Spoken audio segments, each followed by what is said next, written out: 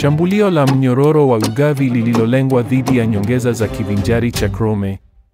Uchambuzi wa udhaifu mkubwa wa kuzuia uthibitisho katika vifaa vya usalama vya Fortinet. Hii ni tathmini ya habari ya Nest kipindi cha 2. Sasa naweza kubadilisha nini?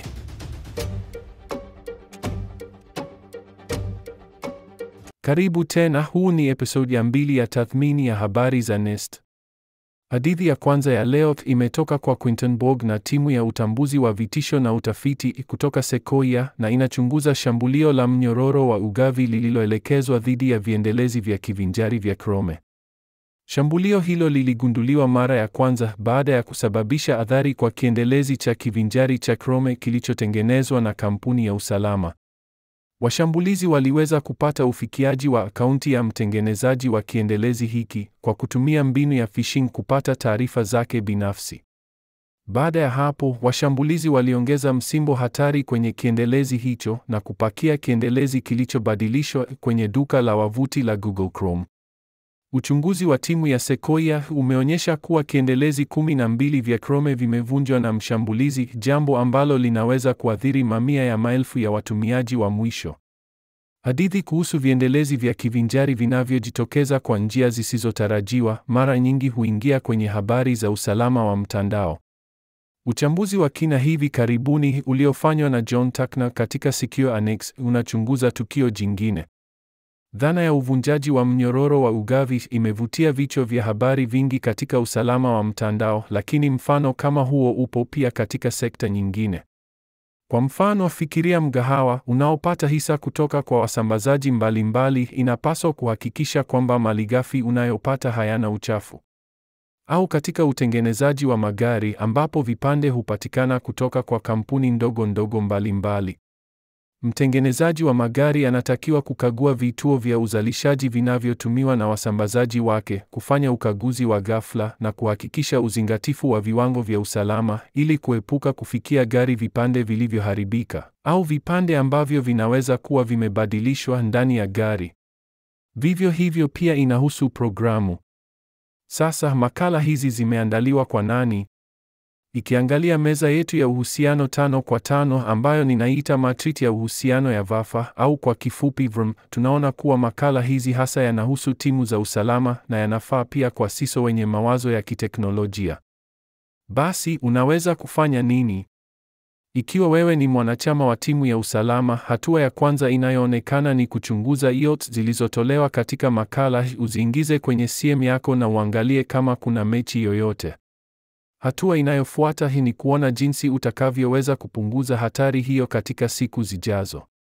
Hatua inayofaa zaidi ni kupunguza au hata kuondoa viendelezi vya kivinjari vya wahusika watatu vinavyotumika katika shirika lako na kuweka udhibiti huo kwa njia ya kituo cha kati kama vile kupitia GPOS au Intune.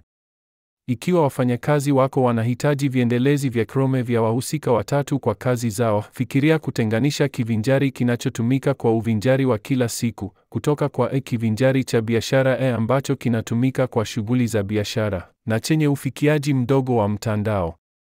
Kwa njia hii unaweza kupunguza mwelekeo wa hatari yako au uso wa udhaifu wako. Kampuni ya A-Island inaongoza katika sekta ya vinuja vya biashara ikiruhusu shirika kutumia kivinjari chao chenye udhibiti wa kina sana. Wauzaji wengine wakiwemo Microsoft wanajaribu kumfikia, lakini Island ina faida ya awali. Ikiwa wewe ni CISO, unaweza kutaka kujadili na timu yako kuhusu hatari ambayo viendelezi vya kivinjari vinavyoleta katika shirika lako.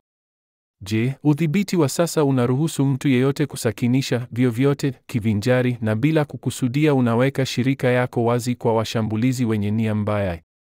Au je, tayari kuna udhibiti fulani? Kiwango cha uridhika wa timu ya usalama juu ya udhibiti wa sasa ni kipi? Je, wana uhakika kwamba mtihani wa uvamizi hatoweza kuwashawishi wafanyakazi kusakinisha kivinjari chenye msimbo hatari na kutumia hicho kupata taarifa zao binafsi? Au je, kuna nafasi ya kuboresha udhibiti wa kivinjari? Pia unaweza kujadili hili na wenzao katika shirika na kupendekeza wazo la kutumia kivinjari cha biashara ili kubaini ni jitihada gani inahitajika kujaribu programu za biashara kwenye kivinjari kipya. Na ni athari gani inayoweza kutokea si ambayo wenzao wako wana wasiwasi? Ushauri kwa watumiaji binafsi unabaki ule ule. Fikiria kwa makini kama unahitaji kweli viendelezi vya kivinjari. Havihitajiki sana. Kila unapopata fursa, angalia orodha ya viendelezi ulivyoweka. Katika Chrome kwa mfano, unafanya hivi kwa kuingiza chrome://extensions. Na angalia viendelezi vilivyowekwa kwenye kivinjari chako. Je, unasubiri vyote viwepo? Je, unavihitaji vyote? Je, unahitaji chochote kati yao? Je, watengenezaji wa viendelezi hivyo ni kampuni maarufu kiasi gani? Mara ya mwisho lini viendelezi vilisasishwa na mtengenezaji? Maoni ya watumiaji yanachosema kuhusu viendelezi hivyo. Tuendelee mbele. Hadithi ya pili imetoka kwa Sony na Liz Harman huko Watchtower Labs, na ni uchambuzi wa udhaifu muhimu wa authentication bypass uliogunduliwa hivi karibuni katika vifaa vya usalama vya Fortinet. Ripoti hiyo ni uchunguzi wa kina kuhusu udhaifu huo na inachunguza jinsi washambulizi wanavyoutumia udhaifu huo kupata ufikiaji wa superadmin kwenye FortiGates, ambayo kwa ufanisi inaruhusu wahusika wasioidhinishwa kuwa na udhibiti kamili wa mifumo iliyoharibika. Uandishi wa makala unazunguka udhaifu maalum katika utaratibu wa uthibitisho ambao ulikuwa umevunjwa. Makala hii ni kusoma kunakayovutia na inasonga mwisho na kiungo cha GitHub kwa msimbo wa proof of concept. Kwa hiyo makala hii inahusiana zaidi na nani? Virus Relevancy Matrix au VRM inasema nini? Upimaji unaonyesha kwamba makala hii hasa ni muhimu kwa timu za usalama na kwa CISO wenye fikra za kiteknolojia. Hata hivyo, pia inafuatwa na hadhira kutoka serikali na sera. Unaweza kufanya nini kama mwanachama wa timu ya usalama? Kulingana na kiwango cha ushawishi wako, huenda yote unayoweza kufanya ni kuendelea kurekebisha vifaa vyako. Lakini pia unaweza kuangalia uchambuzi wa kulinganisha baina ya wauzaji mbalimbali wa vifaa vya usalama, ukizingatia mambo kama historia ya udhaifu na mzunguko wa patching, uwazi na usahihi katika taarifa za usalama, na utekelezaji wa mzunguko wa maendeleo salama (stealth) na mengineyo. Unaweza kuwasilisha aina hii ya uchambuzi wa kulinganisha kwa CISO wako, ukionyesha kwa mfano ongezeko la idadi ya udhaifu muhimu au uwepo au kutokuwepo kwa hatua halisi kutoka kwa muuzaji wa vifaa vya usalama, inayoelezea jinsi wanavyowekeza katika kuboresha msimbo wao. Unaweza kusambaza uchambuzi huu pamoja na pendekezo ambalo timu ya usalama itaunga mkono kwa imani. Bila shaka, hakikisha una data kuonyesha kwamba mchakato wa patching wa timu yako unalingana na viwango na kwamba unaweka patches kwa vifaa vyako vya usalama mara tu baada ya patch kutolewa na muuzaji. Ujumbe unaotaka kufikisha kwa CISO wako ni kwamba licha ya juhudi bora za timu yako, hatari kwa shirika bado iko juu, na ikiwa inaweza kupunguzwa kwa kuchagua muuzaji wa vifaa vya usalama mwenye rekodi bora zaidi.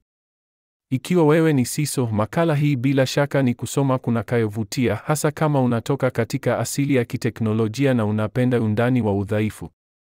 Ikiwa utaangalia makala hii katika muktadha wa mlolongo unaoonekana wa ripoti zisizoisha zinazohusiana na wauzaji kadhaa, zikionyesha udhaifu wa zero day au udhaifu muhimu katika bidhaa zao, basi unaweza kutambua mtindo unaojirudia. Swali ni, je, unahisi vizuri na mtindo huu unaojirudia, au unahisi kwamba kuna msingi wa kutosha kufanya mabadiliko na kubadilisha vifaa vya muuzaji mmoja na mwingine?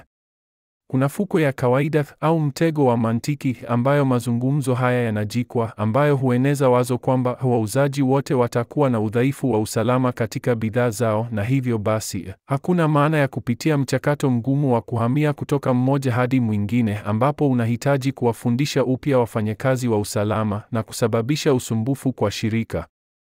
Bila shaka, una majibu mazuri kwa hoja hii, kama vile kuangazia upya mazungumzo ili kutathmini swali kutoka mtazamo wa haki, kwa lengo la kubaini ukweli wa mambo kulingana na taarifa zilizopo na zinazohakikishwa. Kwa mfano, je, muuzaji amekuwa wazi kuhusu matukio ya usalama, njia za kupunguza hatari, na uchambuzi wa sababu kuu? Je, muuzaji hutumia taratibu za uandishi salama? Ikiwa utafuata idadi ya udhaifu muhimu na wenye madhara makubwa kupitia muda, basi ni picha gani inayojitokeza? Angalia mwelekeo. Je, idadi ya udhaifu inaongezeka au inapungua? Je, patches hutolewa kwa wakati au kuchelewa? Mwishowe, unahitaji kutafsiri hili kwa lugha ya hatari kwa shirika. Je, rekodi ya muuzaji wako wa sasa inaongeza au kupunguza hatari za uendeshaji wa shirika au hatari za kifedha au hatari za sifa? Maoni ya wenzao katika mashirika mengine ni yapi, walioanzisha vifaa kutoka kwa muuzaji huyo au kutoka kwa wauzaji wengine? Mwishowe, kwa hadhira ya serikali na sera, ingawa makala hii ni ya kina sana, huenda ungependa kuchunguza rekodi ya wauzaji wa usalama kwa mtazamo mpana, ukizingatia kesi ambapo udhaifu unaojirudia wa bidhaa umepelekea hasara za kifedha kwa wateja. Na kisha kuamua ni kiwango gani cha hamu ya kutekeleza au kutekeleza hatua za kanuni zinazolinda wateja ambao wanaweza kuthibitisha kwamba walichukua hatua za kutosha kulinda mashirika yao dhidi ya uvunjaji, lakini bado walipata madhara na kupata athari za kifedha kutokana nayo. Ni vipi vivutio vilivyopo kwa sasa kwa wauzaji wa usalama kuboresha bidhaa zao? Je, wateja wanalipa zawadi kwa wauzaji walio more mature? Ni mwelekeo gani unaonyeshwa na data? Je, adhabu zilizopo zinaelekea kuwa na matokeo bora ya usalama? Au ni makosa yale yale yanarudiwa? Je, ni madhara gani yasiyotakuwa yanayokusudiwa yanayoonekana ya hatua za kanuni katika maeneo ambapo zimetekelezwa? Huu ulikuwa episode ya 2. Mimi ni Vafa Dario Izadinia. Natumaini umefurahia kusikiliza episode hii kama nilivyofurahia kuipanga. Nest Radio ni jitihada inayotumia sauti inayozalishwa na AI kushirikisha hadithi na mijadala kuhusu usalama wa mtandao kwa njia ya sauti na wasikilizaji katika lugha tofauti. Ikiwa una mapendekezo ya hadithi unayotaka zifukuzwe au maswali ya kuchunguza zaidi, tuma ujumbe kwangu kupitia nestradio.net. Ikiwa unapenda maudhui haya, waambie marafiki zako. Na kumbuka, kaa na uchumi.